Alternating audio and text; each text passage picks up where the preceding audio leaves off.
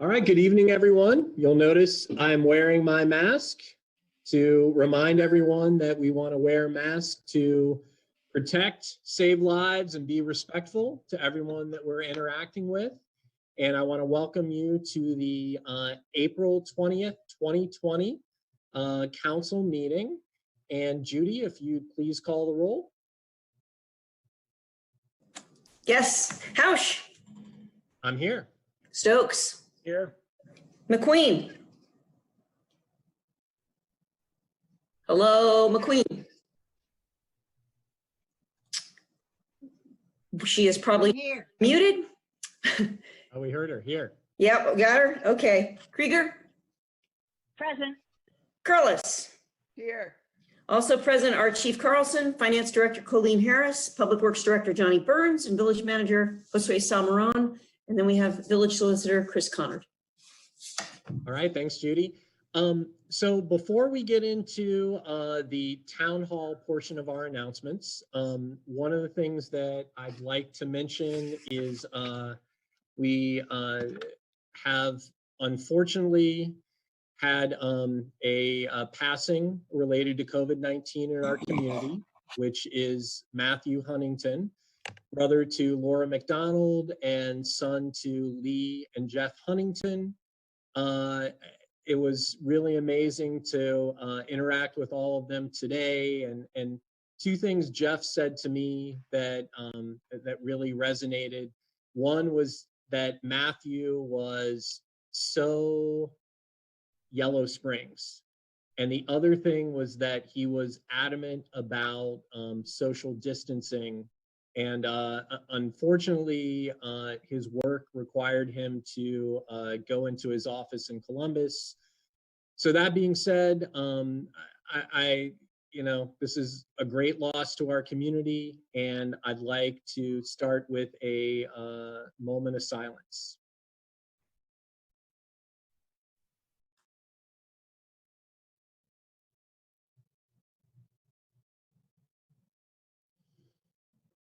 All right, thank you. And the Huntington family is in our thoughts. And with that, do we have any other announcements before we move into the town hall? Okay, if not, Josue Salmaron, our village manager, why don't you continue? Thank you, Brian. Welcome, everyone. Thank you for joining us for another night of updates, and this being a special meeting, the council meeting. First, I'd want to send my condolences to the Huntington family and McDonald family.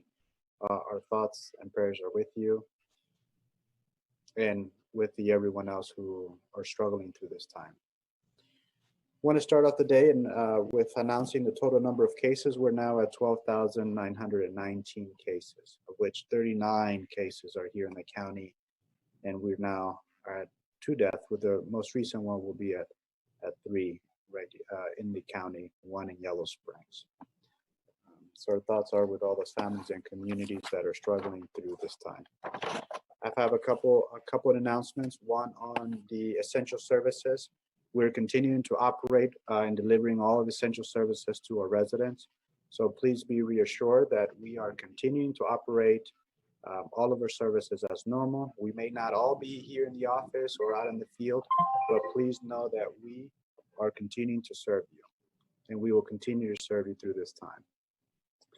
The Mayor Pam has some great announcements on food availability. Please continue to stay connected with us as we're making several resources available to you, whether that's eviction services. We've circulated announcement connecting you to other services in our community, including our food pantries.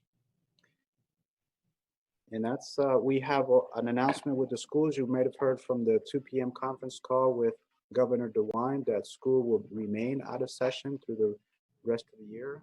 Terry will be joining us. Terry, Superintendent of Schools, will be joining us on Wednesday virtual town hall to address all of the residents with a plan and what's in the work to ensure that all students continue to have access to distant learning and the services that the school provide.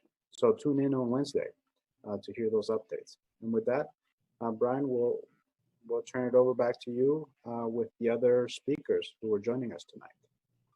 All right, thank you, Josue. And next we will hear from Chief Altman. Thank you very much, Mr. President. Miami Township Fire Chief Colin Altman coming to you live from Stargate Command here in beautiful Boulder, Colorado. I'm here with Johnny Burns, Barry Manilow, and WYSO General Manager Luke Dennis. We were all set to flee off planet. We were heading to the forest moon of Endor because the numbers hit 12,000. And then it occurred to me, the numbers are hitting 12,000 because testing. We're doing more testing.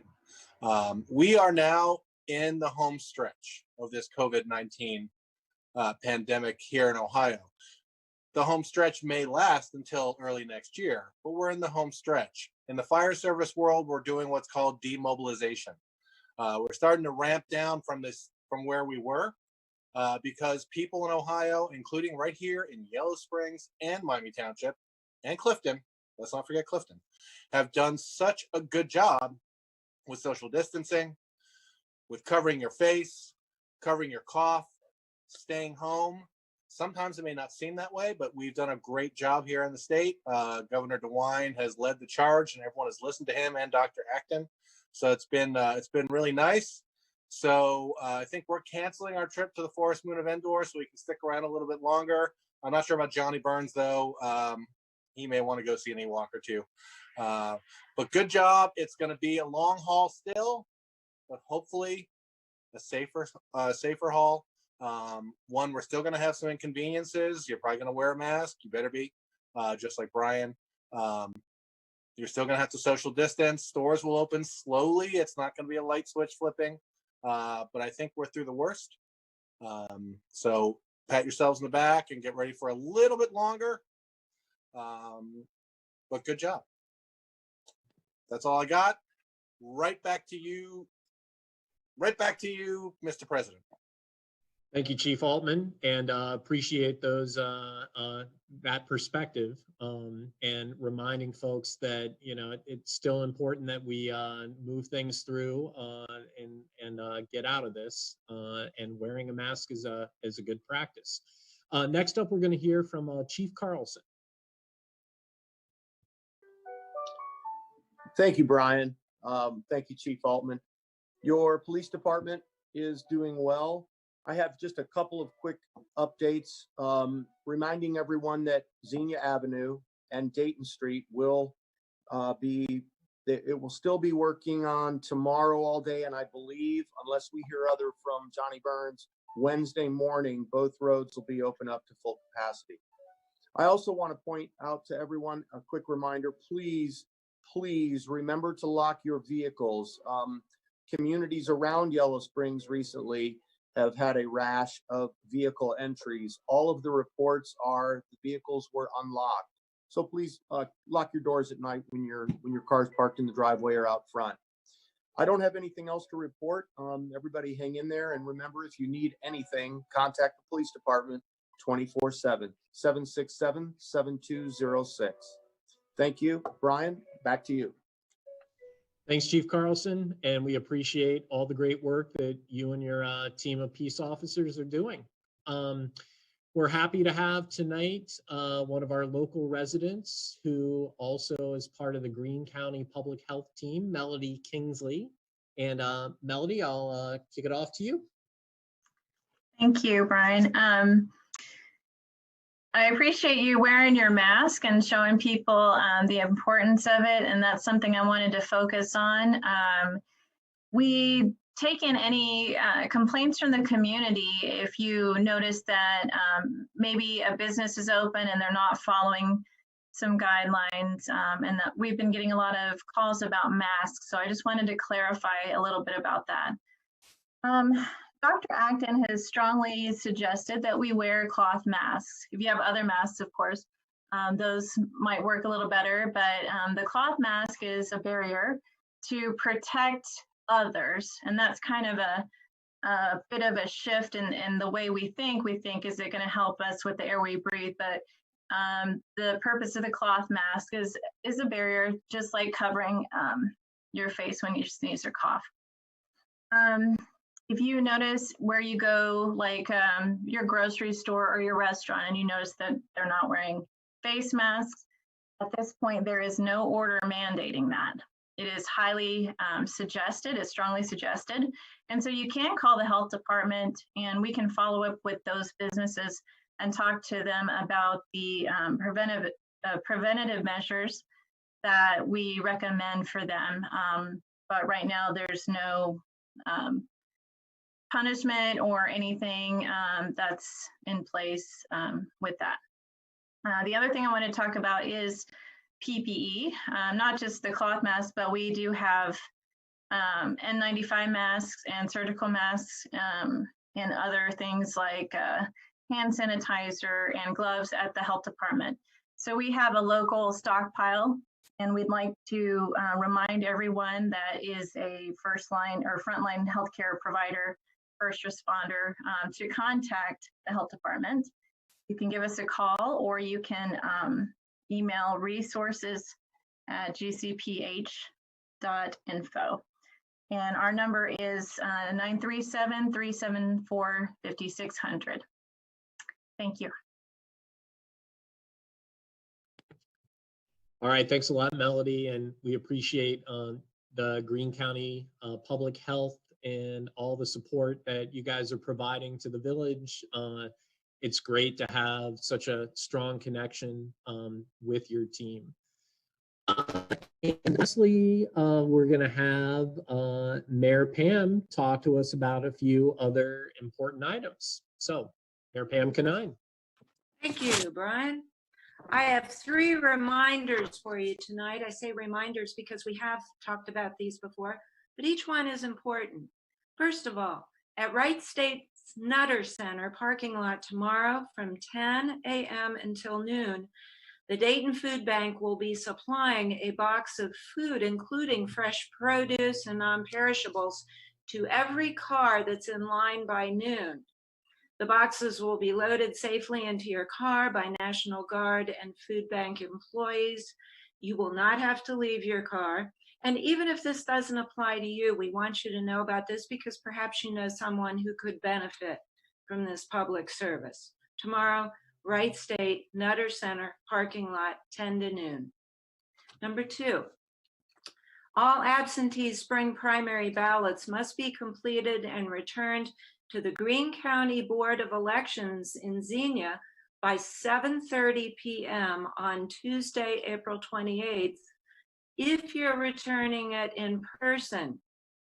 If you're mailing in your ballot, it must be postmarked by Monday, April 27th, so it gets to the U.S. Post Office in Yellow Springs by 4:30 p.m. when the window closes.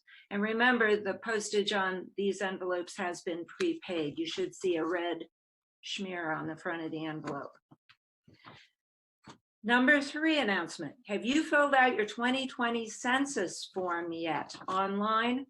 65% of Yellow Springs and Miami Township citizens have already done so. And if you're among them, you're done. No census worker will be knocking on your door. But if you're part of the 35% who has not yet responded, you can still go online and in less than 10 minutes, answer a few questions about how many people live in your house. You can also call and give information over the phone or request a paper form to complete. They will send you one. Information on all these options is available at 2020census.gov, or here's a phone number, 844-330-2020. 844-330-2020. The self-response deadline has been extended from July 31st to August 14th, and after that date, field workers will be heading out to start knocking on doors. That's later than planned, and they'll come to everyone who has not yet responded in some form. Now, what hasn't been delayed, interestingly enough, is the deadline to send the count to our president by December 31st, and then this to the states by April 1st of next year. So this information has to be collected They're doing so by the end of the summer. And workers are still being hired to go out and work for the census, and that information is also available at 2020census.gov. So especially these last couple things are two important things to pay attention to: voting in our spring primary and filling out your census information. Thank you. Back to you, President Bryan. Thank you, Mayor Kanine. And I will say I sent off my absentee ballot today. It was sad not to be able to vote in person, but we understand why we're doing that. I also wanted to emphasize that my2020census.gov is still available to answer your questions online.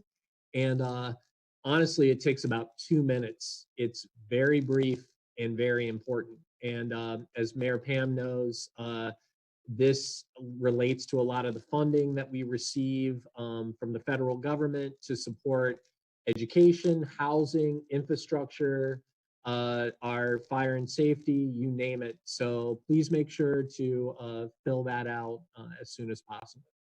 So with that, we are going to move into citizen concerns, and these can both be questions related to COVID-19, but as with our normal council meetings, if you have other citizen concerns, we welcome those.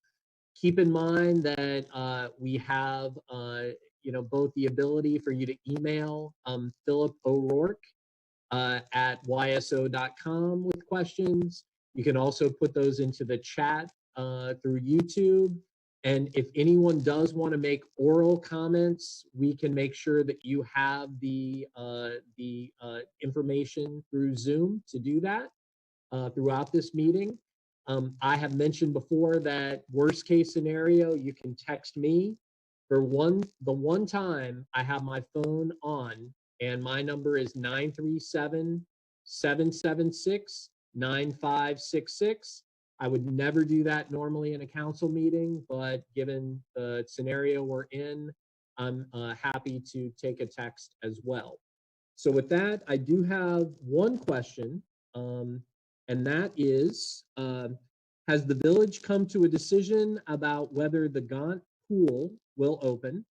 If so, when? If not, when are the plans to reopen? And I believe that's a question for Josue. Thank you, Brian. The pool was originally scheduled to open May 25th.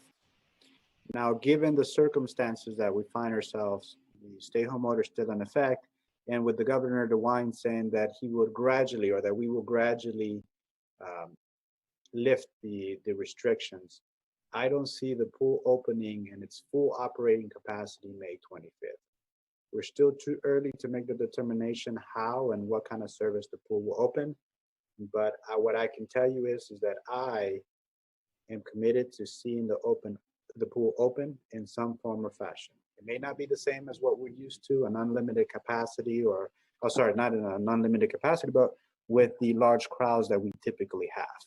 I think that through the summer and possibly through the rest of the year, we're looking at some social distancing, and that's going to have an impact on how the pool operates. But we're committed to seeing the pool open. It's going to be probably reduced hours or reduced number of individuals. It's too early to tell, but we're not closing the door on the pool. Brian, back to you. All right, thanks, Josue. Before I read this next question, I want to emphasize, like I did at our last meeting, that I am here at the John Bryan Center with two other people who are socially distanced and wearing masks.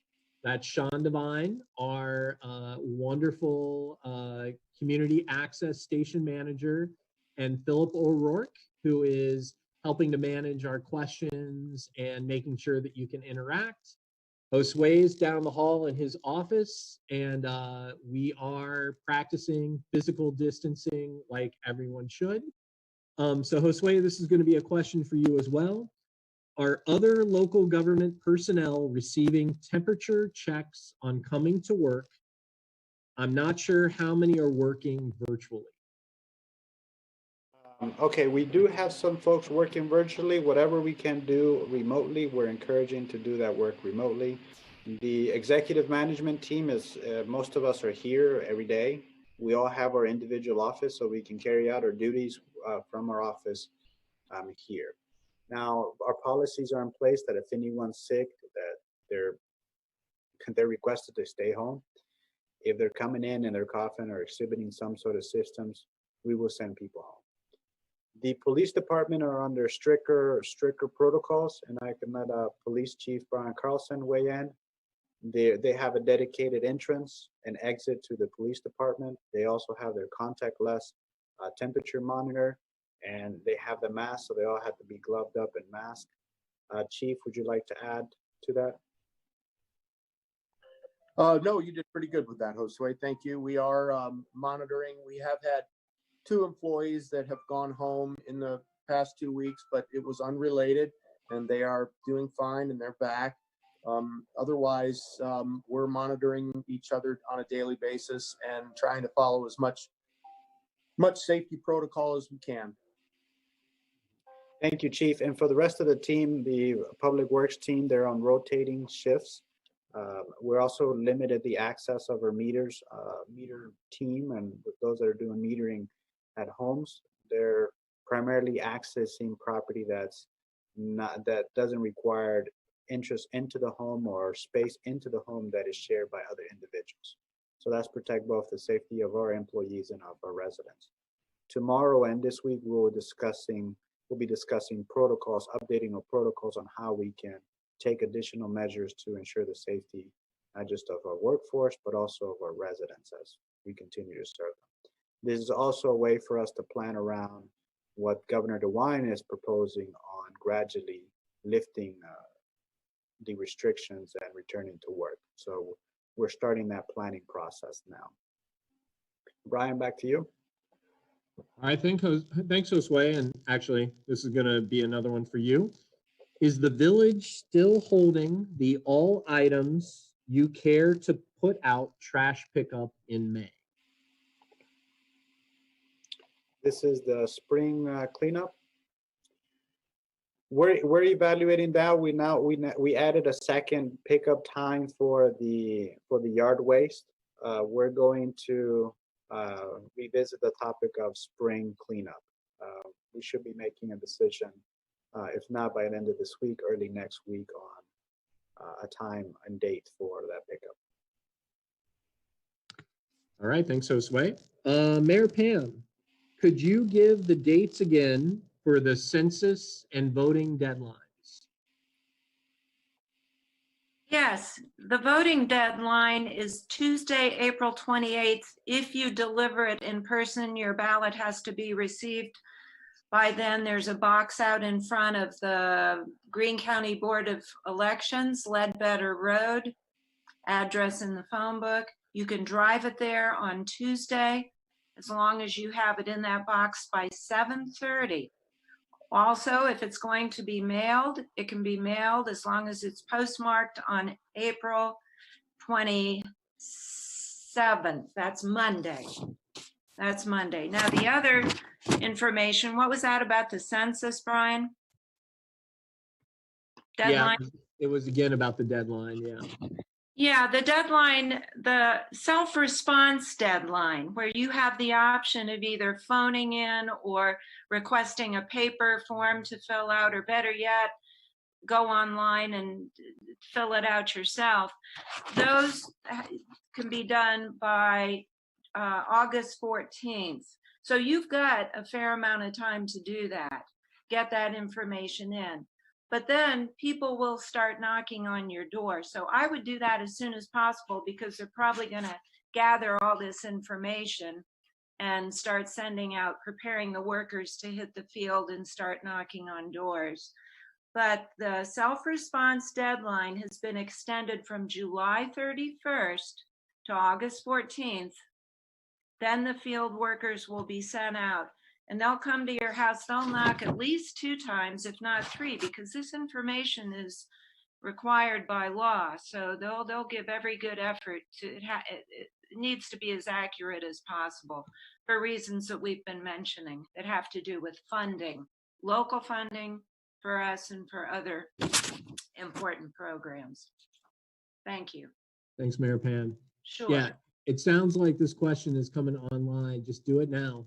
My2020census.gov. Right on. It will take you 2 minutes. It's so quick. Your name, your age, your sex. I mean, it's your address. It's nothing. Okay, this is a question for Melody. Could you please advise folks on how to wash their masks and how many reusable masks people should have?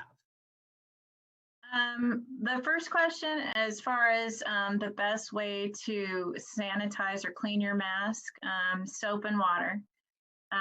Running it through a full cycle in your laundry is ideal. Hot water, even better. Putting it on high heat or putting it out in the sun to dry. You know, think of it as something like if you've ever had a fear of or lice in your house or bed bugs or something, you just want to kill it. So soap's going to break down that the lipid layer that the virus is encased in. What kind of soap? It doesn't matter really. You don't need to do things like microwave it or spray it down with, you know, sanitizers. I mean, if you're in a pinch, you can use something like a wipe or whatever, but we just recommend just soap and water, run it through with your laundry. As far as how many reusable masks, it depends on how often you're going out and how often you do laundry. So I think 2 would be great. I don't know, you know, Kate had asked that question. It just depends on, you know, how many you can get a hold of. Kate Hamilton's a great resource for that with the Yellow Springs Mask Makers.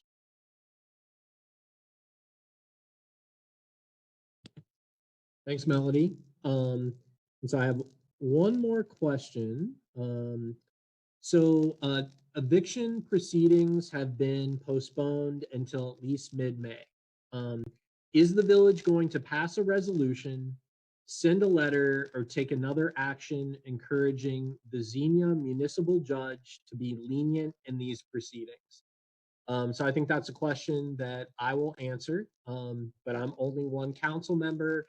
And so what I'll say, this came from the YS News, that yes, we are looking very seriously at the importance of maintaining housing security as well as food security for our residents and for everyone in Greene County and beyond. So we will consider that, and it will be something that I think we can talk about at our May 4th meeting. And in the short term, we will stay in touch with the Greene County court system to find out what they are doing. But I will say, and I continue to be thankful for our community leadership team. And this is one of the things that's been on the radar. And there is a subcommittee that has been looking at how we can make sure our citizens are staying in their homes and staying safe. So thanks for bringing that up, and we will continue to monitor that and do everything we can.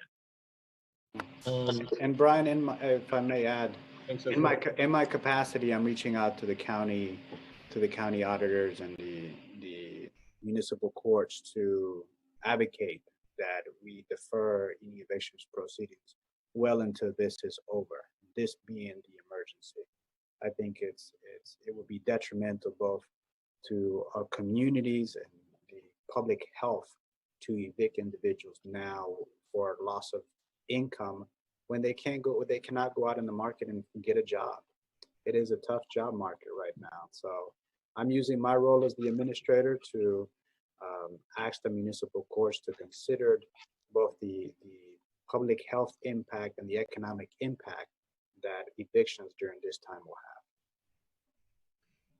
Thanks, Josue. And, you know, I want to say that the community really appreciates the leadership role you've taken during this crisis, and just so happy that you're on top of all of this. And We'll have a lot to talk about during our council meeting as well as on May 4th. Because the village is really tracking all the things that we can do to make sure that our community is staying healthy, staying thriving. And with that, I don't have any other questions. I will say if any questions come in later, we will be having a town hall on Wednesday. And so we will make sure to follow up with those questions. And remember, you can always call the village, you can email us. We are there to support your needs. So with that, I want to thank all of our guests that were here during announcements for the virtual town hall.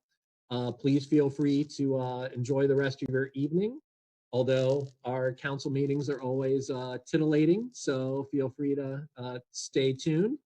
And we are going to move into our consent agenda now.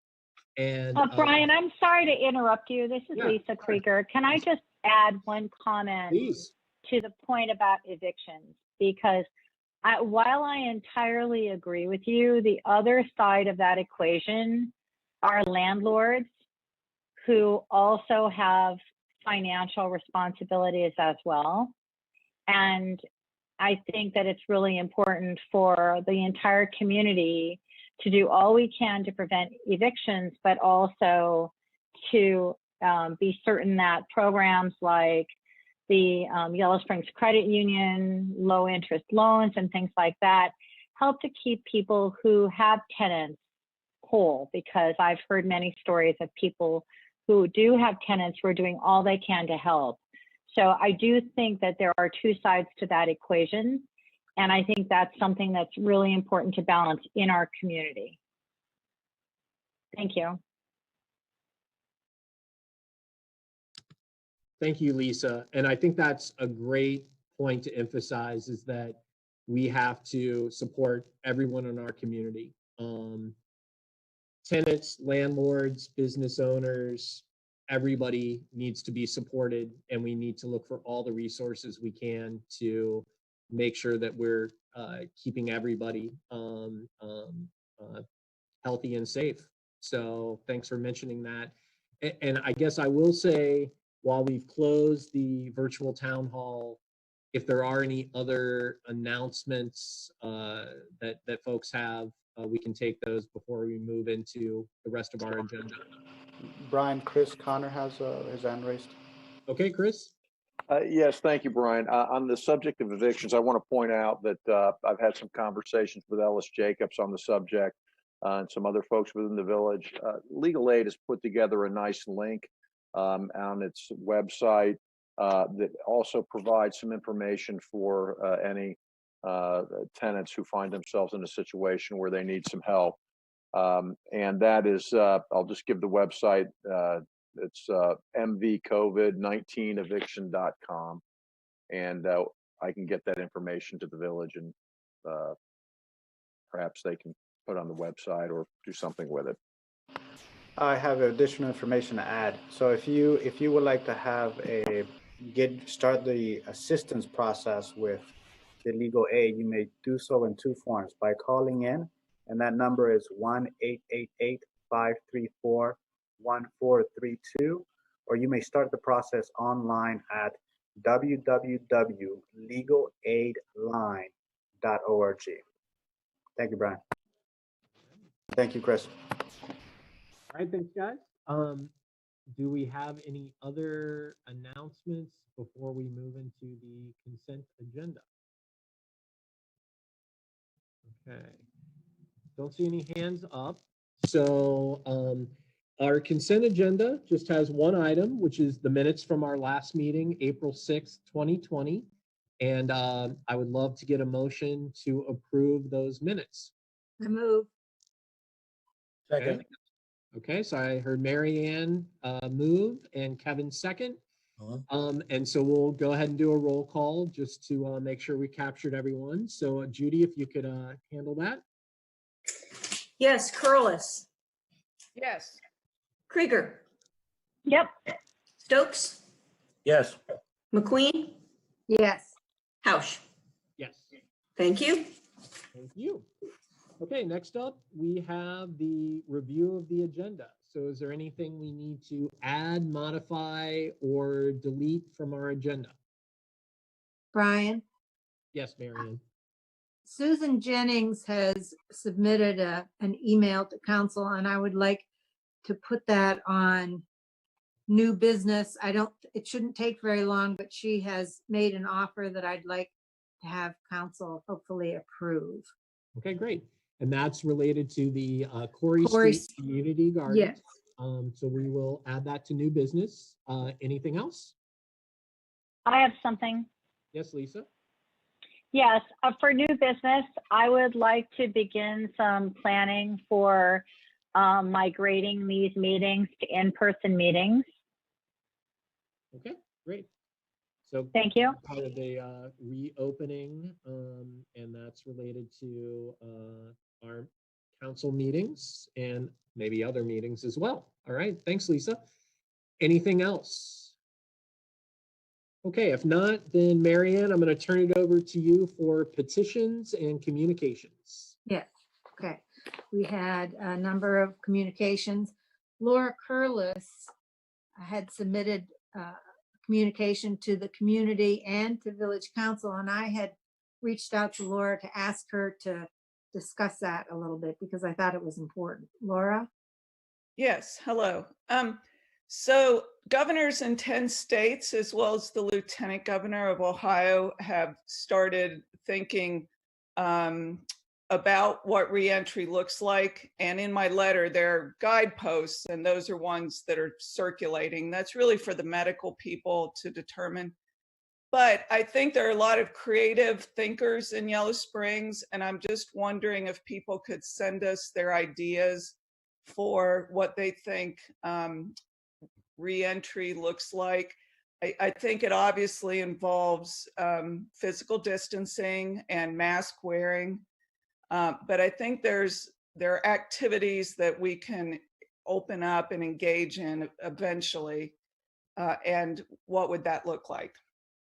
I see people doing some things that I think are safe if the physical distancing and mask wearing are going to be preventative measures, we think. At least that's what I'm hearing from the medical people. So anyway, I just want to invite the community to send us their creative ideas. Thank you. Thanks, Laura. So we had a communication from the Greene County Board of Health regarding some businesses that were staying open, pet grooming, which were asked to close.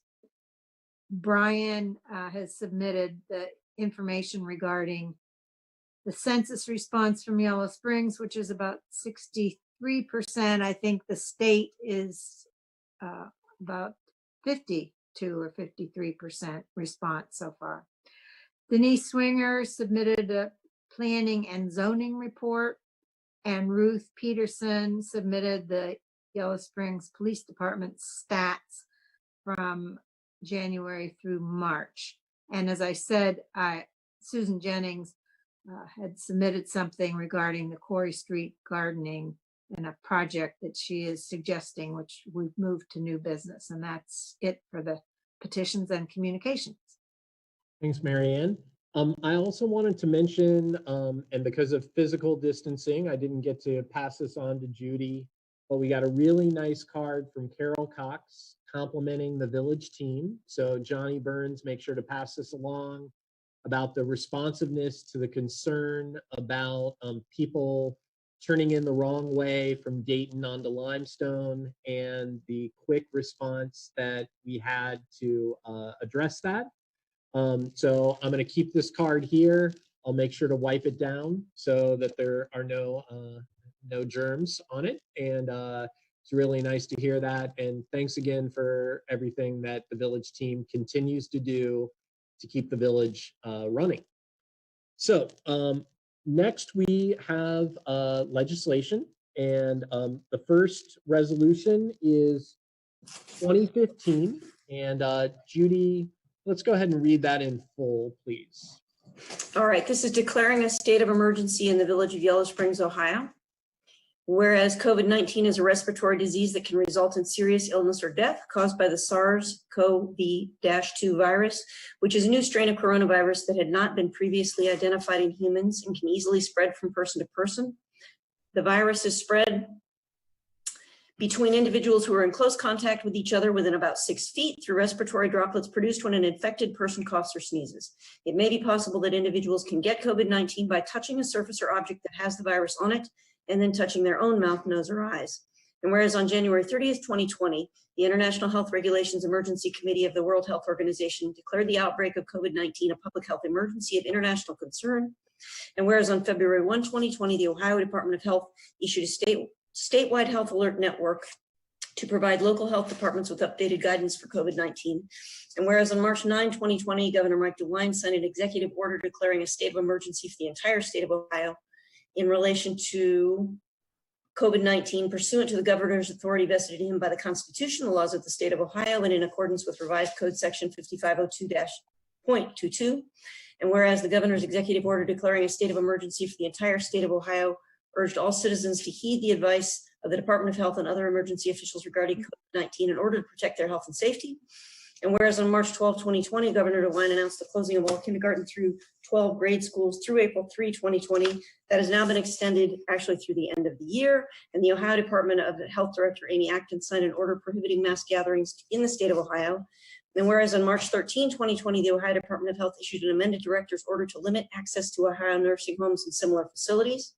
And whereas on March 14, 2020, the Greene County Board of Health declared a public health emergency due to this imminent threat of an acutely hazardous disease, posing a high probability of widespread exposure to an infectious agent that poses a significant risk of substantial harm to a large number of people, a large number of serious or long-term disabilities, or a large number of deaths. And whereas on March 16, 2020, the Ohio Department of Health issued a director's order closing all polling locations on March 17, 2020 in the state of Ohio. And whereas the CDC has advised that those that have possible or confirmed COVID-19 to stay home from work, school, and away from other public places. And whereas on March 22nd, 2020, under direction of Ohio Governor Mike DeWine, Ohio Department of Health Director Amy Acton, MD, issued an order requiring all Ohioans to stay in their homes to prevent the further spread of COVID-19 until April 6, 2020. And the order has now been extended until May 1, 2020, and may be extended past that date. And whereas as a result of the above described emergency, there is a continuing and urgent need to protect all citizens of Yellow Springs and to assure the safety of first responders and other frontline workers. Now, therefore, be it resolved by the Council for the Village of Yellow Springs, Ohio, that Section 1, Council for Village of Yellow Springs does hereby declare that a state of emergency exists in the Village of Yellow Springs. Section 2, the emergency area covered by the state of emergency shall include the area within the municipal corporation boundaries of the village and all village-owned and village-annexed property outside the municipal corporation, including the Glen Helen Nature Preserve. Section 3, all law enforcement officers, employees, and other emergency management personnel subject to village oversight are hereby requested to cooperate in the enforcement and implementation of the provisions of this declaration, all applicable local ordinances, state and federal laws, and the village emergency operations plan now in existence, and as the plan may evolve. Section 4, all citizens are called upon and directed to comply with necessary emergency measures and to cooperate with public officials and disaster services forces in executing emergency operations plans and to obey and comply with the lawful directions of properly identified officers. Reference is hereby made to all appropriate laws, statutes, ordinances, resolutions, and particularly to Section 5502 of the Ohio Revised Code. Section 5, council does hereby invoke and declare these portions of the Ohio Revised Code that are applicable to these conditions and have caused the issuance of this resolution to be in full force and effect in the village for the purpose of the exercise of all necessary emergency authority for the protection of lives and property of the residents of Yellow Springs, Ohio, and the continuation of the local government with a minimum of interruption. Section 6, this resolution shall be in full force and effect immediately upon adoption and shall expire on the latter of May 1, 2020, or by an order issued by the governor or director of the Ohio Department of Health, that a state of emergency no longer exists. All right, thank you, Judy. And can I get a motion? I move. Second. Second. All right, so I heard Mary Ann and Kevin. And let me begin by kind of recapping what we talked about at our last meeting, which was that while we're not convinced that it's necessary to declare a state of emergency there was enough, I guess, information to indicate that it might be a good idea that we do this to make sure that we sort of checked off a box for that. So, Chris, I guess since you're on the line, do you want to add anything about this? I don't think there's anything to add other than what was discussed last week, that again, we reiterate, we don't think that this is necessary to, as a prerequisite or a requirement to obtain any disaster relief and under any county, state, or federal funds that might be available, but it's an abundance of caution.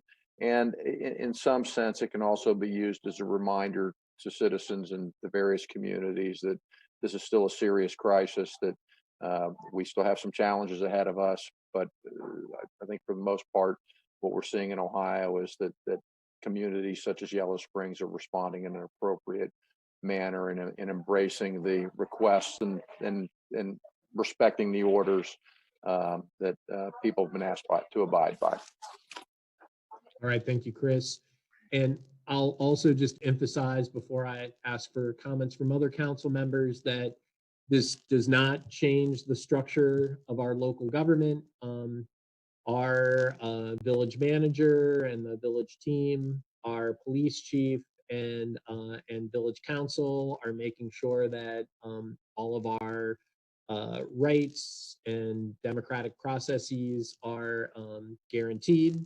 And what we want to do is make sure that everyone's safe, and also make sure that the village can recoup any losses that we incur. So with that, Laura Curlis, do you have any comments about this?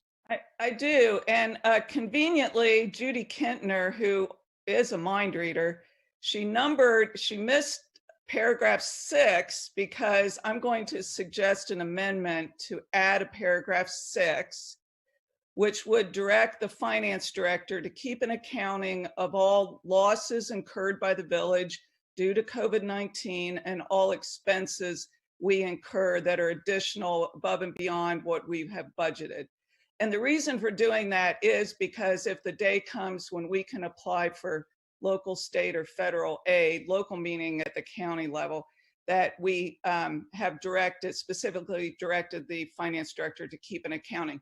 Now, I know that staff already, they're mind readers too, and they're already doing that, but I think we just need to say that in the ordinance by adding a paragraph 6. Thank you.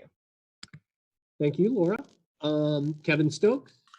Yeah, well, first of all, that's a great point that Laura just raised. And just as a statement of fact, well, a couple of items. I know Judy sort of added, I think parenthetically, that some of the dates, would be extended beyond what's written in the resolution. And also, I would ask any of the medical folks on to, again, from a statement of fact perspective, that first whereas, when it talks about coughs or sneezes, I mean, at this time, is it generally understood that just talking in close proximity to people is also a way of spreading? I'm sorry, Kevin.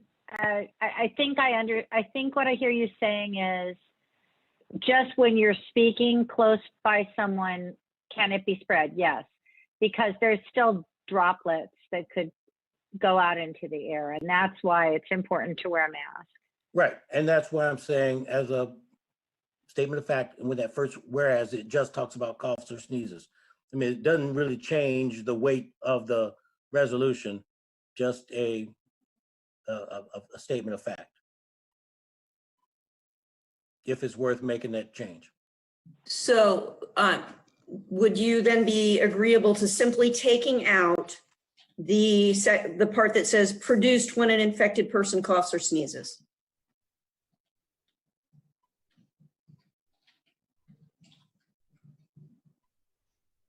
I think that makes it clear, just because it's just the proximity, whether you sneeze, cough, talk, or whatever you do in close proximity.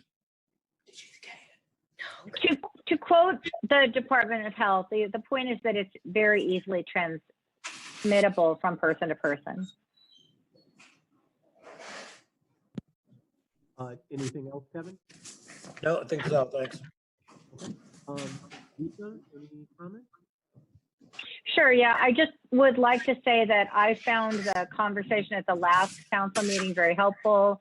In particular, I was influenced by Laura's points that encouraged us to say, like, why not do this?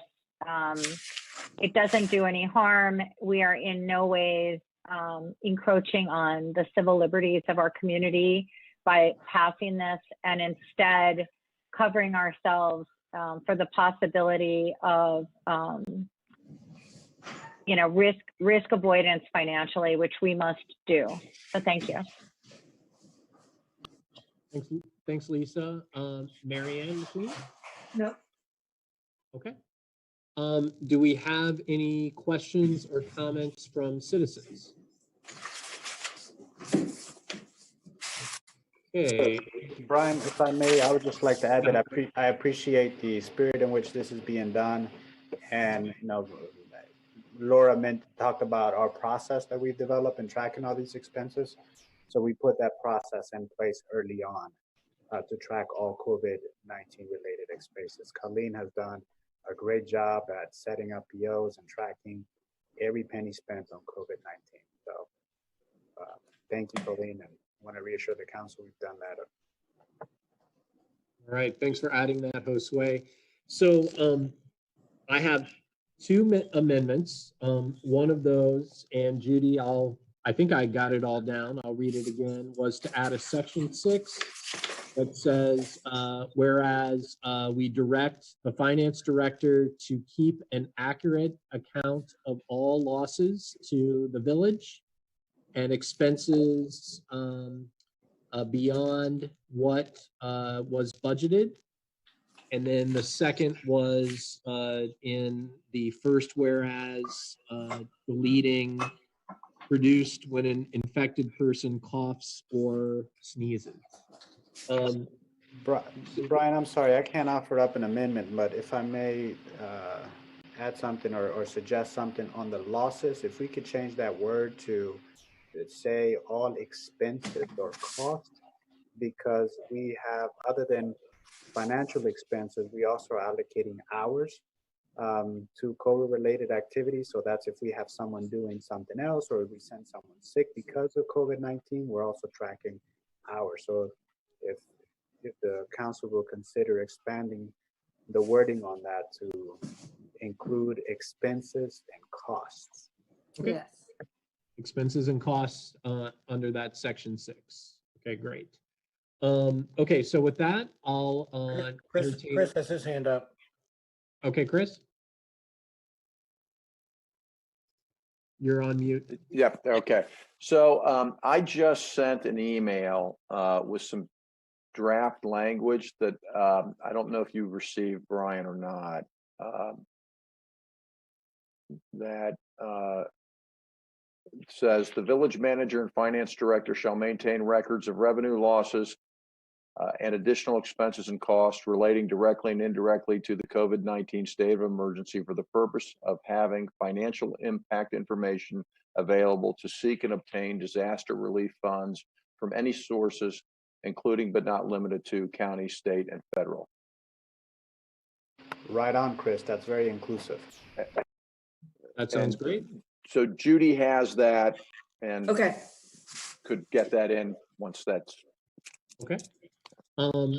Okay, so that sounds great. So I would entertain a motion to approve the resolution as amended.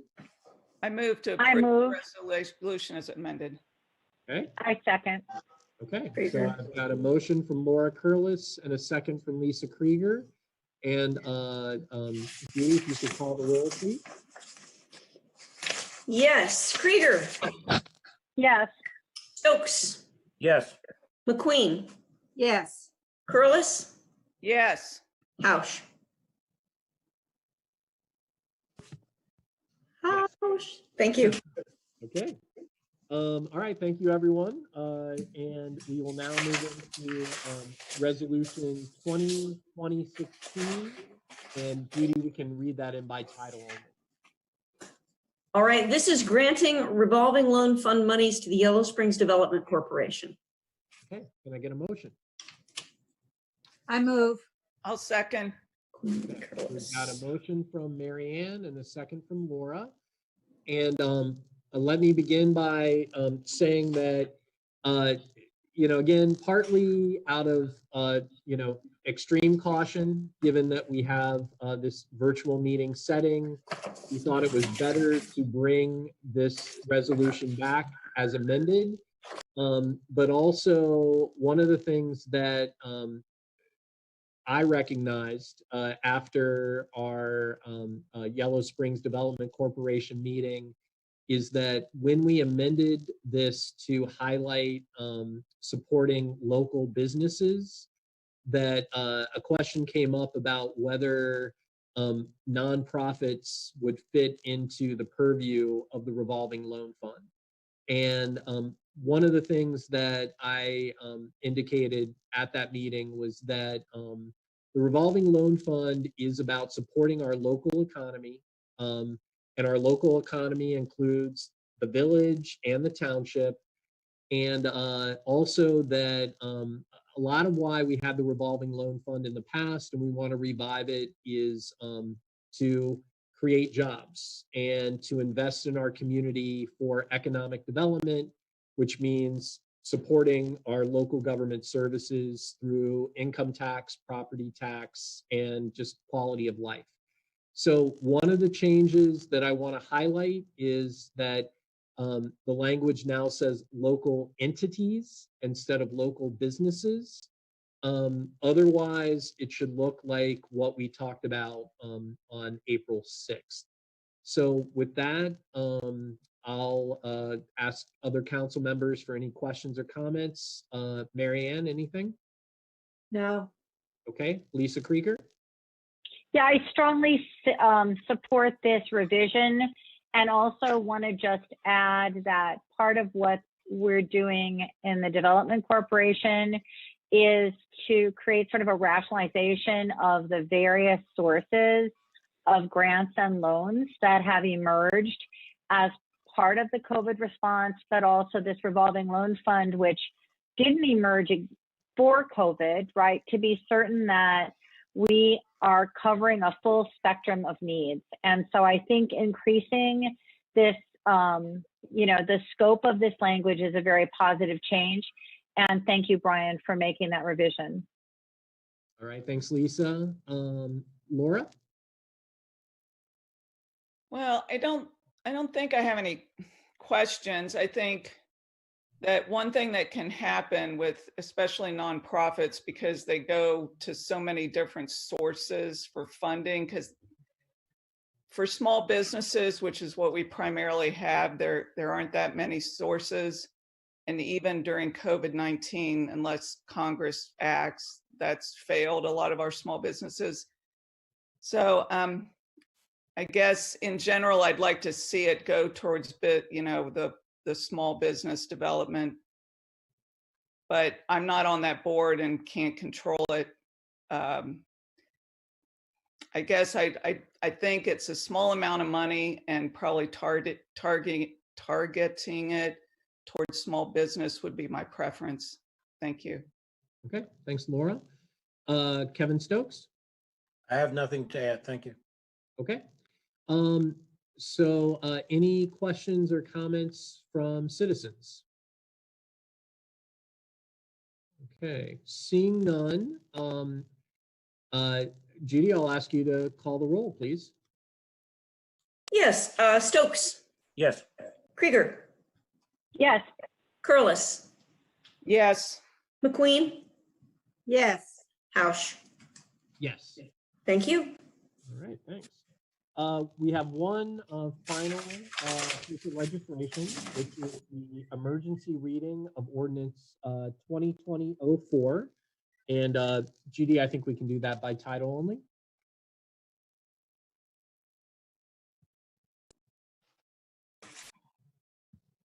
first quarter supplemental appropriations and declaring an emergency Village of Yellow Springs. Can I get a motion? I move. Second. Okay, so I heard a motion from Mary Ann and a second from Kevin. And Colleen, I see that you're on, so if you would like to. Okay. So this is our first quarter supplemental. We only added the actual money for the Yellow Springs Development Corp. that you just passed the resolution on. And the $5,000 for the Clifton Connector Trail project that was actually done last year, but the invoice did not get receipted in time to pay. So we're moving those two amounts, $35,000 for in the Economic Development Fund and $5,000 for the Clifton Connector Trail, for increasing our appropriations $40,000 to get those monies moved. All right, thanks, Colleen.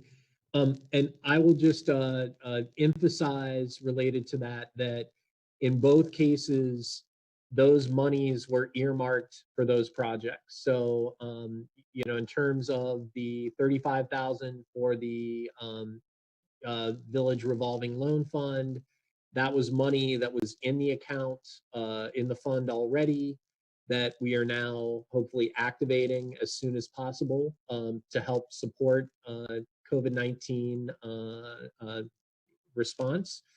And in terms of finishing out the payment to Tool Design, this was money that was received from the Village of Clifton, the Miami Township, and also from the Yellow Springs Community Foundation, as well as the village. So these were monies that were dedicated to create the pre-design for the Yellow Springs Clifton Connector. So so this is not new money, but these are funds that were already earmarked and needed to go to those areas.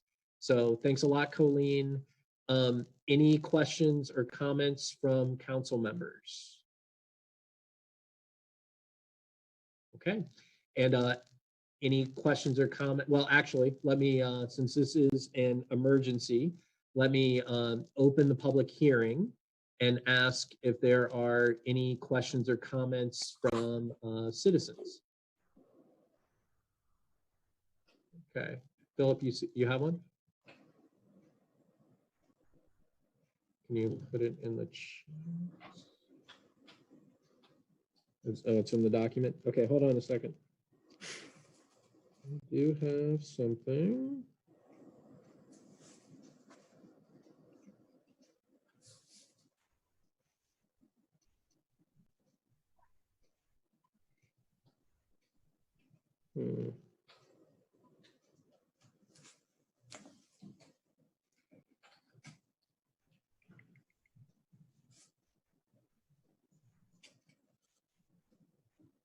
Okay. Okay, so the question is whether ordinances will impact if someone uses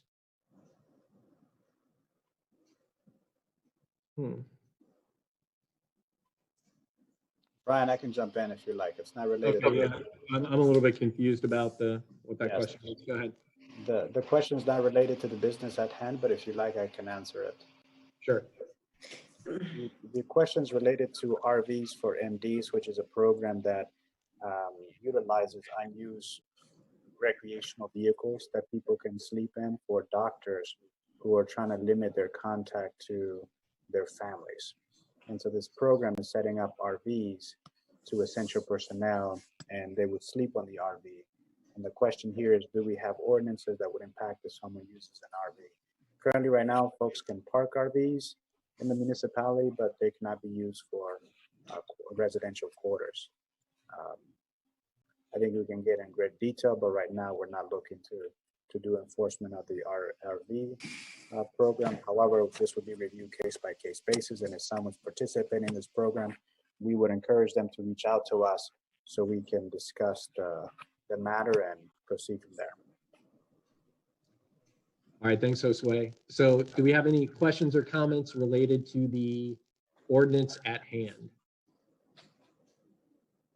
Okay, if not, I'm going to close the public hearing. And Judy, if you could call the roll. Yes. McQueen, Yes. Curlis, Yes.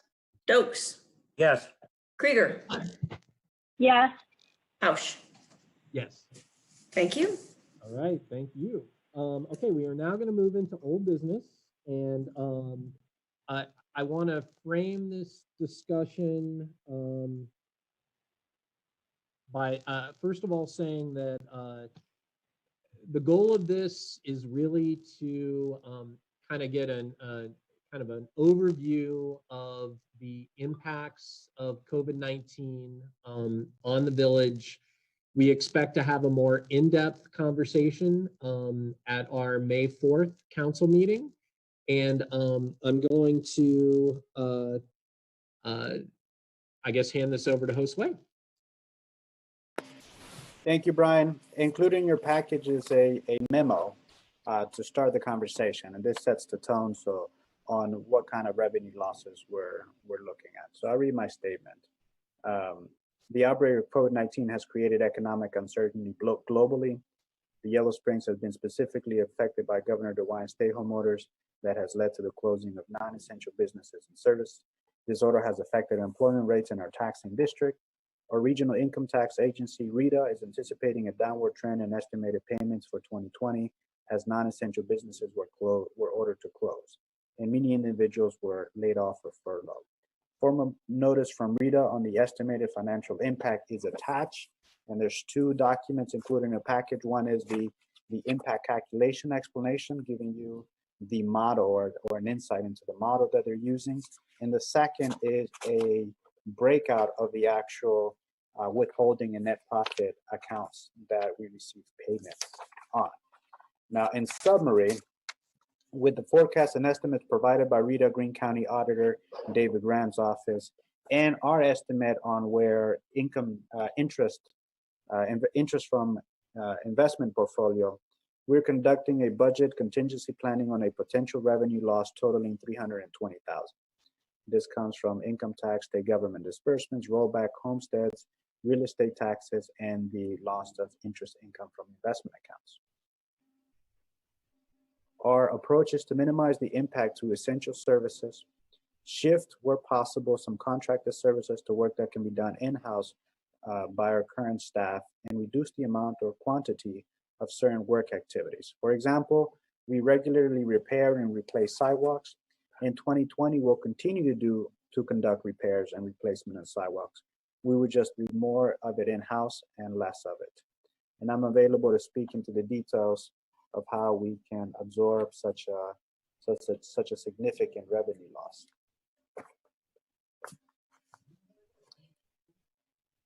Okay, thank you, Josue.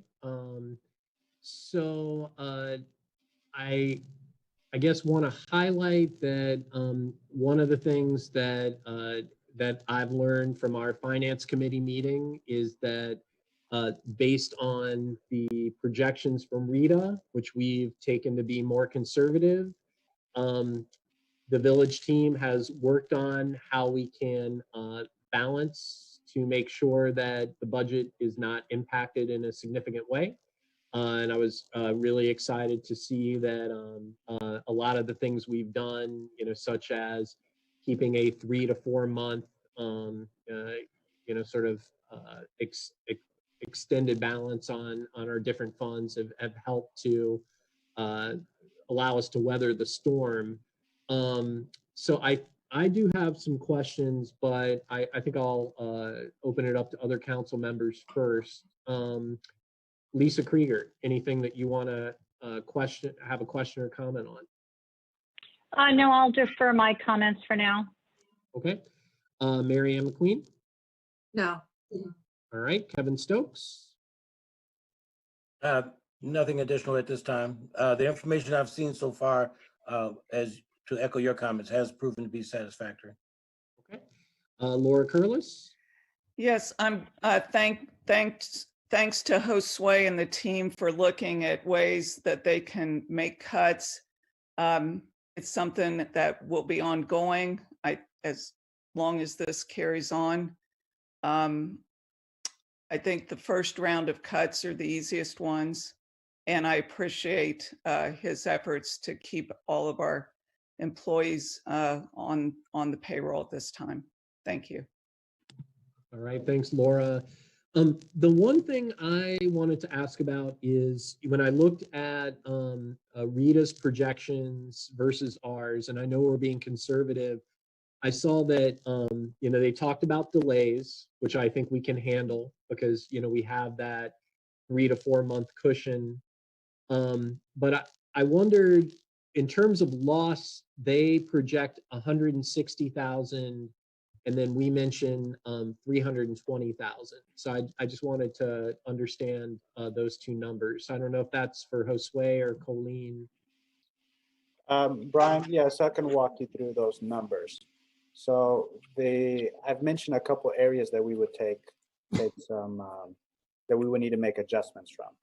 That's income tax, property tax, lodging tax. We go on. Interest from investment accounts. Yeah, Apple clickers. And a few other line orders. Give me a second, okay? So I pulled up my sheet, and so on Rita's projecting a 20% loss from withholdings. This is based on the layoffs and furloughs and closures of business taking place between March and June. Now, this 20% reductions or loss is limited to that. Their model then suggests that for the months of July through September, we will have a 10% loss. They're indicating that we'll be able to give 10% of those withholding back because people are going back to work. And then months 10 through 12, which would be October, November, and December, we will see a 5% loss. This is the model that they're using, and this is based on their current numbers, what their economic outlook is for now. This could change. So based on that number, they projected that what's in the explanation, the page that's included, where it breaks out 129,000 from withholding estimates, a individual estimate projected loss of 29,250. So that number brings us to 160.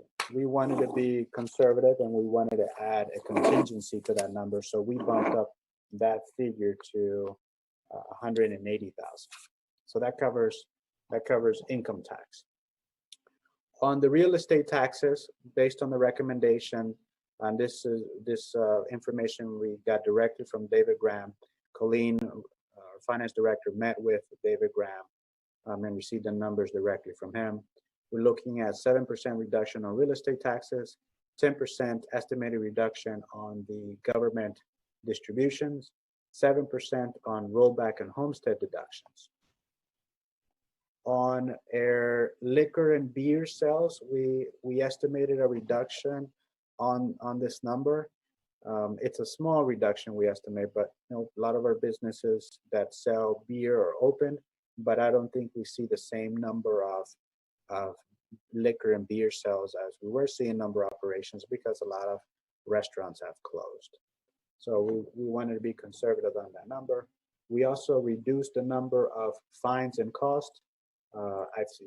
We've had less administrative fines being issued, so we expect a loss there. And then finally, on interest income, this is money that we make on our investments. Last year, we made over 160,000 in investments. For 2020, we projected revenue of 120,000.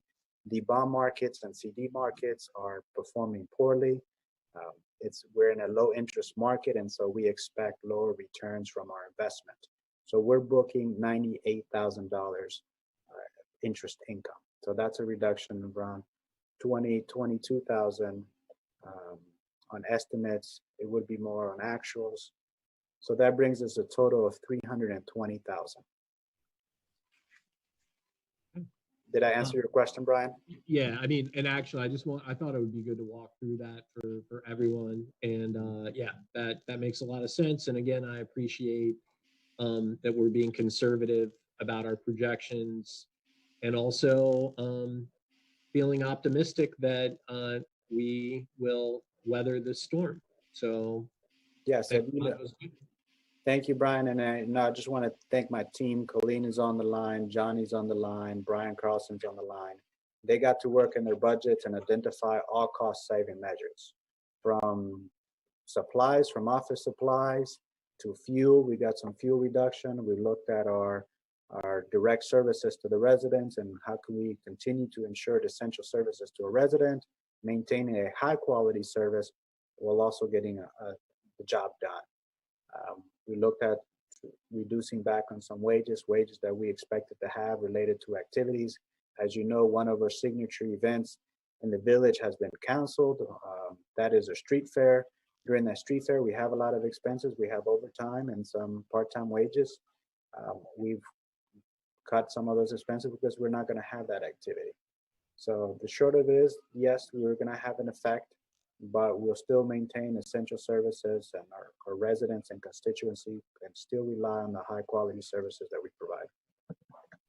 And so thank you to Colleen, Johnny, Chief, and everyone else who's been working hard to reduce our budget while still maintaining a high level of service. All right.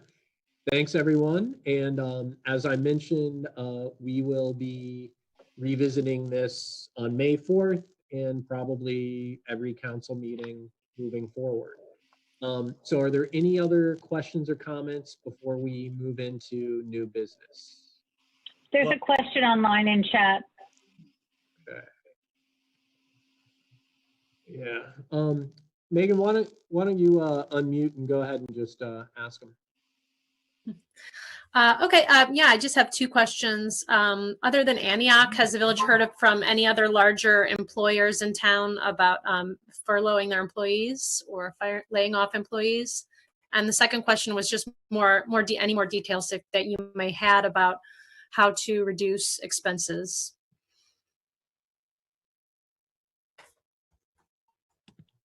On the first one, I'll jump in on the first one. We have not heard of additional large employers, such as Antioch is the latest one. Megan, you broke the news in last week's paper.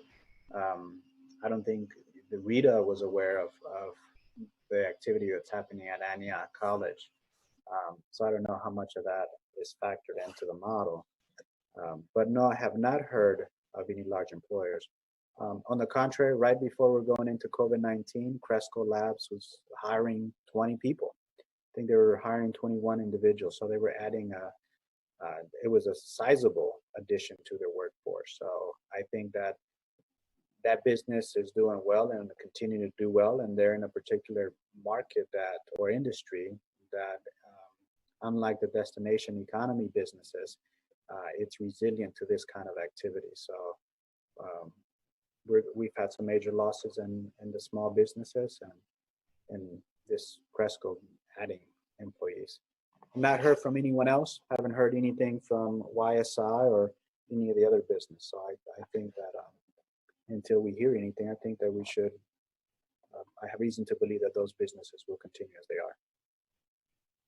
On the second piece, in addition to more in-house work, what else is the village looking to cut?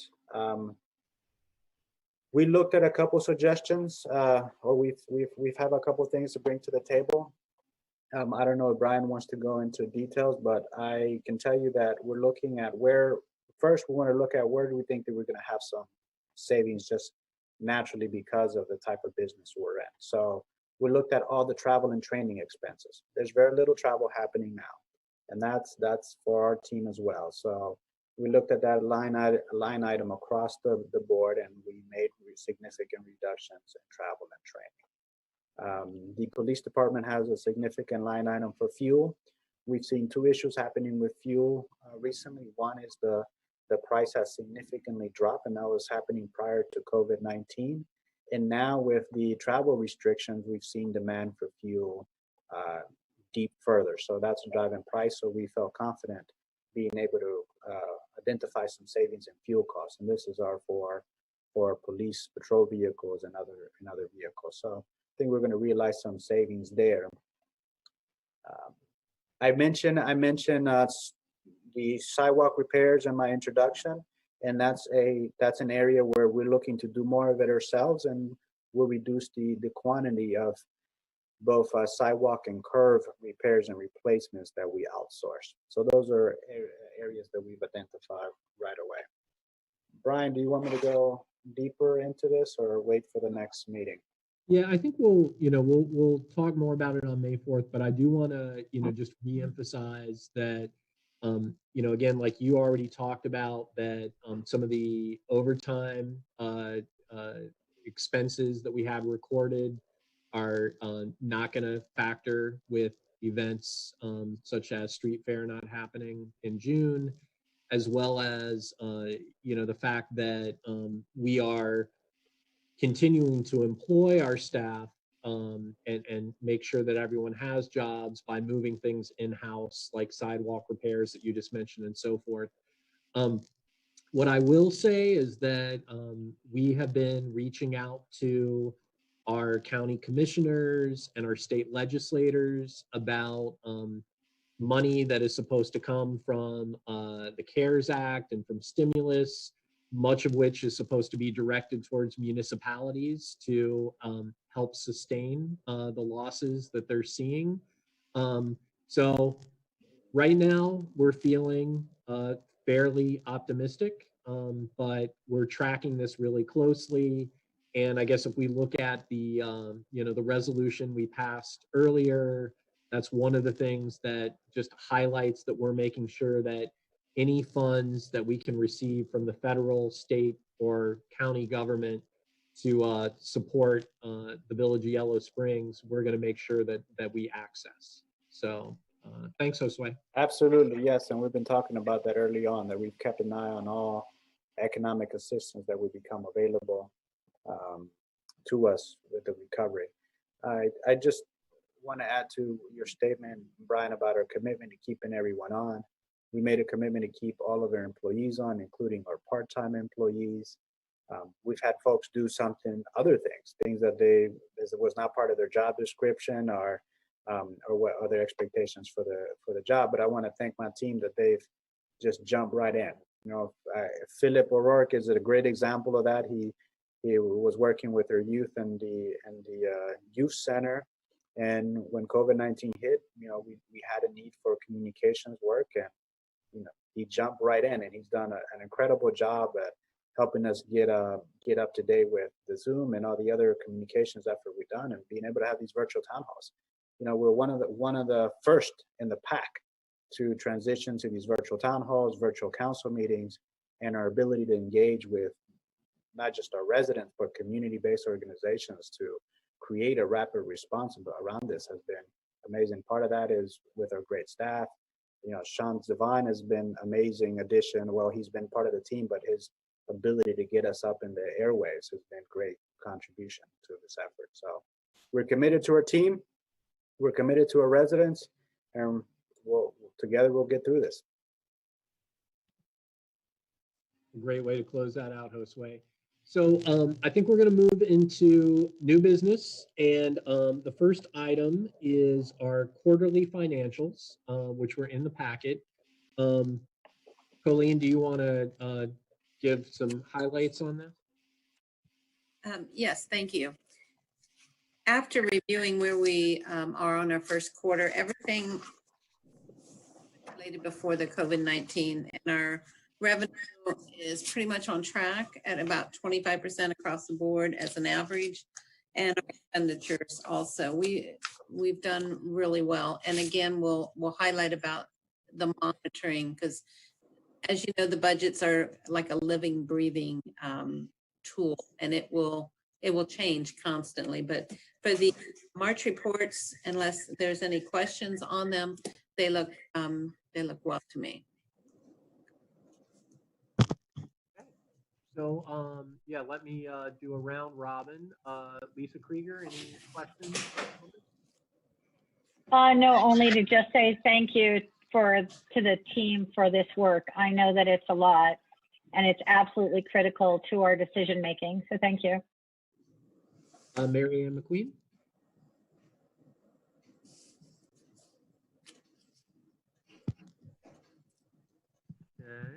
come back. Laura Curlis? For the May report, Colleen, could you give us a summary of what's happening with the utility billing, the usage, and the revenues? Thank you. Laura has some highlight figures for that if you're interested in hearing those now. No, next time. Kevin Stokes? I'm satisfied with what's being presented. Thanks. Okay. And Mary Ann McQueen, anything that?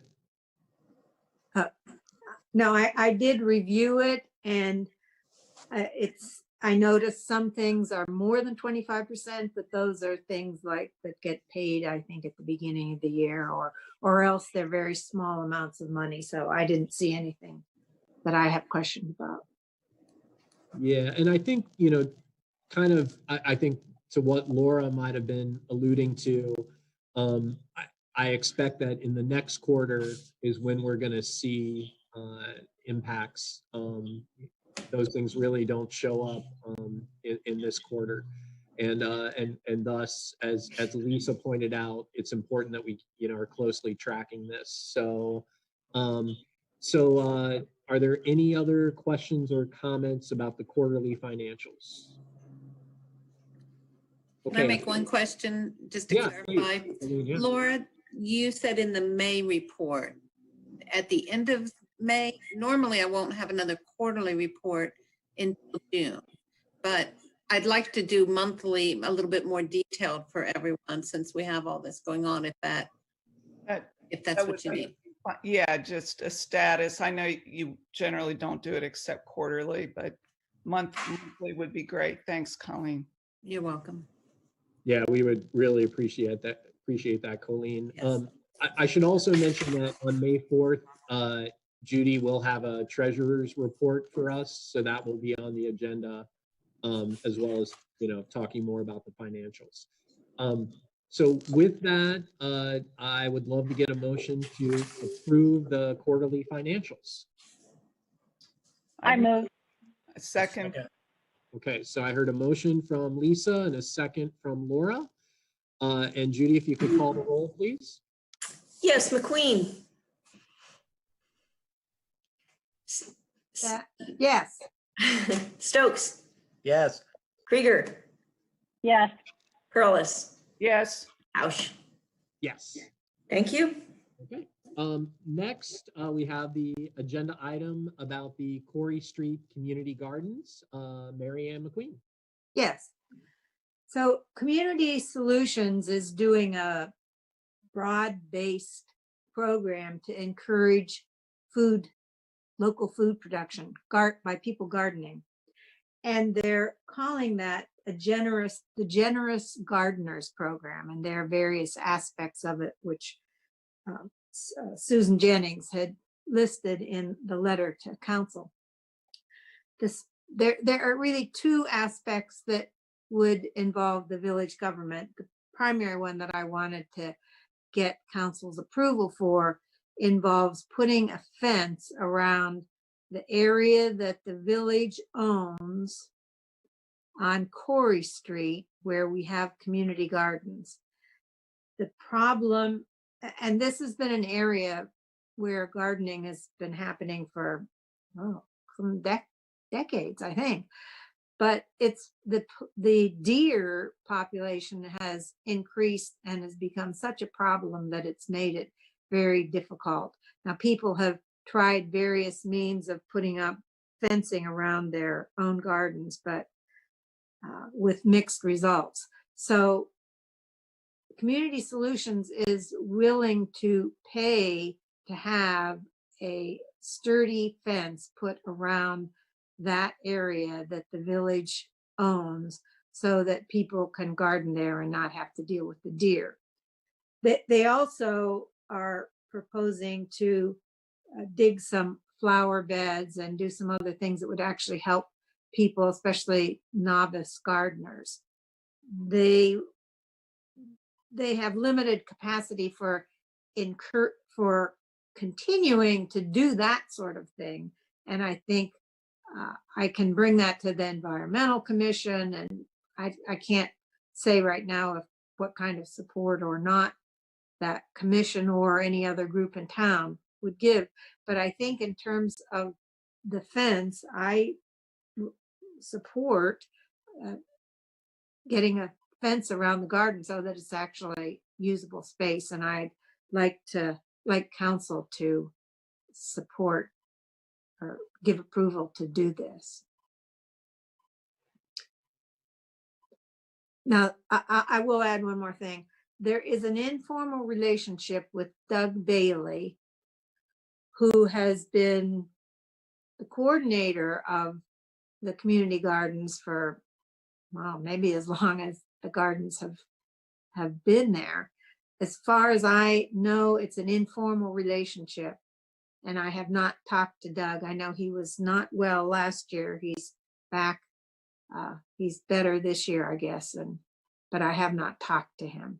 But I can't imagine that there would be that anyone would disapprove of having a fence around the garden so it could actually be used. All right. Sounds Does great. anyone have There you any go. questions or concerns? Well, no, I don't have any. I mean, I support the general idea of fencing as well. I would imagine, though, we have to look at something in the area of at least 6 feet high to make it a functional fencing. Yes. Okay. Like I said, I definitely support it. Anyone else? Think with Johnny has his hand up. Hey, Mary Ann, we have to take in consideration that we have a main sewer line going through that area. We have to get large equipment in there all the time. So we have to be very careful that the fence is not put there. At any time we could have a large trackhoe and a large vac truck in that area all the way around that garden. So we got to make sure that the fence does not impede our process of trying to maintain that sewer line. Plus, we also have a main storm line that runs across the front of that property. So Johnny, would you be willing to coordinate that with Community Solutions? Does that work? I think so. We just got to make sure that we can get our big trucks in and not have to really take out fence to be able to do our job in that area. Because that's what the sewer line that's in that area is basically everything that doesn't come down to the lift station.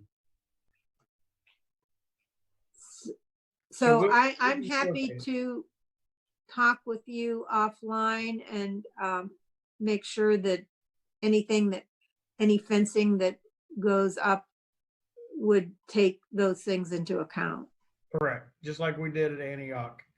We can coordinate that. I just wanted to throw that out there that we need to be mindful of where the fence goes. Okay, that's an important point, clearly. Josue, should we have a formal lease with Community Solutions leasing a certain area to them for the purpose of gardening? Yes, and Mary Ann discussed this a little bit.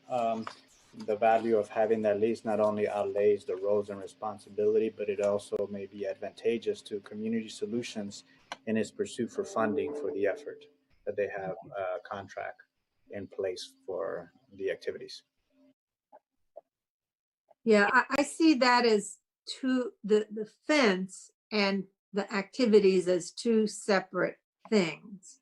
So the fence could get put up. Clearly, we need to do that, taking into account what Johnny was saying. In terms of the role of Community Solutions, the role of the village in terms of gardening, especially ongoingly, that is a separate thing, and that needs to get worked out. Yep, so we're ready. We'll discuss the details and get moving forward with this project.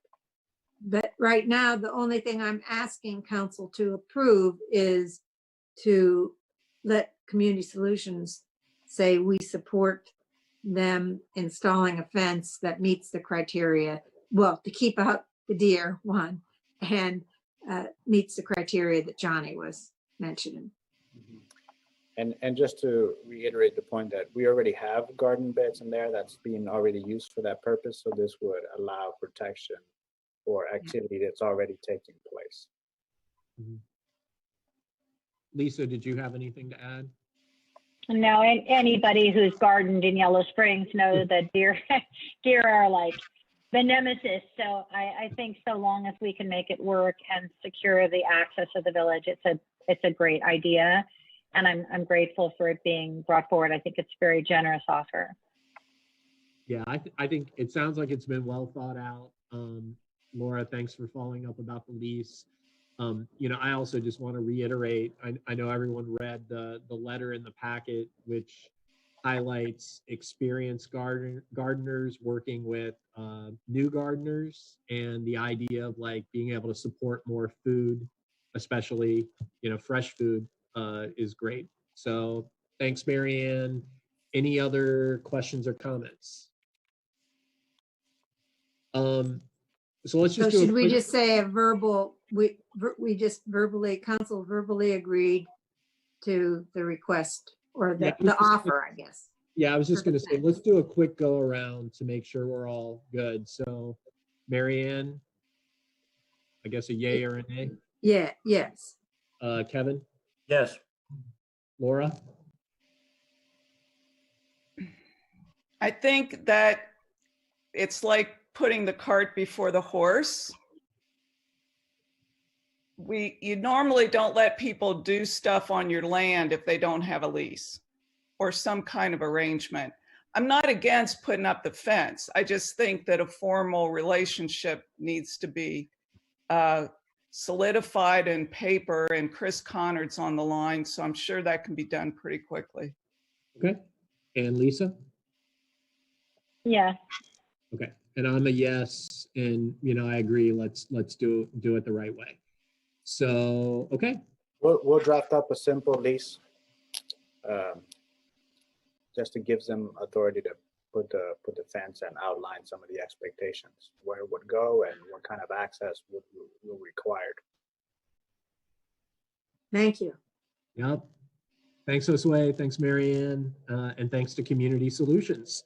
All right, our last item is moving out of a virtual meeting environment to something more live.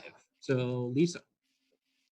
Yeah, I realize that I'm bringing this up as an agenda item early because certainly from a public health perspective, I'm not advocating that we move out of a virtual space. But I do think as part of our recovery, we should start thinking about how we might do this and have live meetings while still practicing physical distancing and enabling the technology that we need to broadcast our meetings and also have community members safely attend in person. So when I originally thought about this, I thought, well, we could be in the gym and we could still all be on Zoom so that we could be broadcasting this way, but we could also be physically co-located. And I've understood from members of the village team that there's issues with sort of the sound synchronization when we're both live and on Zoom. So that kind of set me back a little to think that we really can't move into a live meeting until we can all be there safely, physically distanced with our technology there, the camera for the live stream. But I still do think that the gym, particularly given the floor space as well as the upstairs area, that we should be able to spec that and see how the village council members might be able to be seated in a large arc, an adequate amount of distance away from each other, perhaps with, we each get a table, and we're far enough apart. It would be measured out. It would be like in theater, there would be a mark on the floor that showed what the physical distancing would be. And then also do some analysis of the gym space to see how many people we could allow to attend, maintaining physical distancing. So, you know, I'd like to have us start thinking about that. That's all really. Thank you, Lisa. So glad you're thinking about this because, you know, this also just ties into, you know, thinking about, you know, the reopening discussion. Josue, do you want to add some thoughts from the tech perspective? Yes, since Brian, since you, Lisa, and others have brought up the topic, I know I've discussed with at least you, Brian, on a technology that we could use. Sound is complicated, and unless, you know, if this is gonna be business activity for us or a business objective, we can invest in high-end systems. But we think we found a sound solution that may work for this activity. Now, in terms of the physical distancing, we can arrange that. I remember from some of the political debates, the presidential candidates forums, you know how they set up and they're, you know, a good 6 feet apart. And I think we could accommodate that downstairs. It's not going to be perfect, particularly the first one or the second one. It's going to require some working through it, but, you know, I like to be solution focused. This is the direction we want to go. We'll find a way to make it work.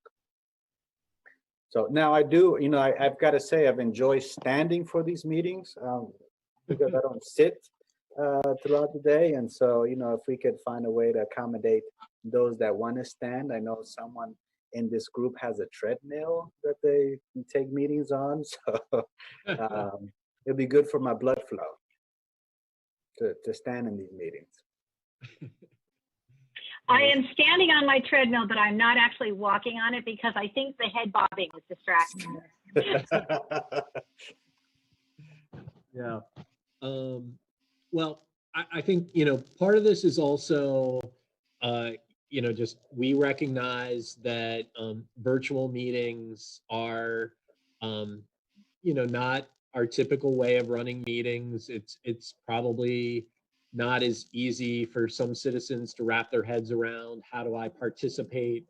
You know, I want to continue to put out there that we, you know, have provided every option we can think of, phoning in, Zooming in, emailing to participate. But we also understand that, you know, if we can get back to a more live-ish kind of meeting that also keeps people safe and respects physical distancing, we want to do that. So I think this is great that we've got some ideas about what this might look like. We are also closely tracking the governor's directives and just seeing what we can do. And similar to what, you know, Laura's asked to put, you know, keep on the radar, you know, we want to make sure that, you know, that we can respond to reopening the community, but doing that in a responsible and safe way. Any questions or comments from other council members or citizens?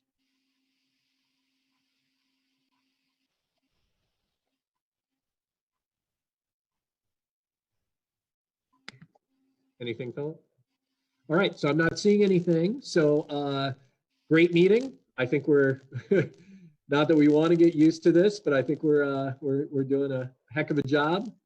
Actually, Chris Connor told me the other day that we are a model amongst municipalities for how we're dealing with this virtual meeting stuff. So I really appreciated that because I know Chris operates in a lot of municipalities that are bigger and have a lot more money than us.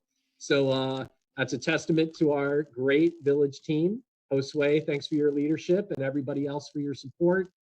So with that, I will entertain a motion to adjourn. So moved. Wow. Not all at once. I think I heard Laura Second. first, Lisa's a second, and we can just do together. All those in favor signify by saying aye. Aye. Aye. Aye. Brian, I think we broke a record. It's before 9. Yeah. All right, with a virtual town hall. Thanks, everyone. Have a good evening. Be safe, be well. Good night, everyone. Aye. Good night, everyone. Good night, everybody.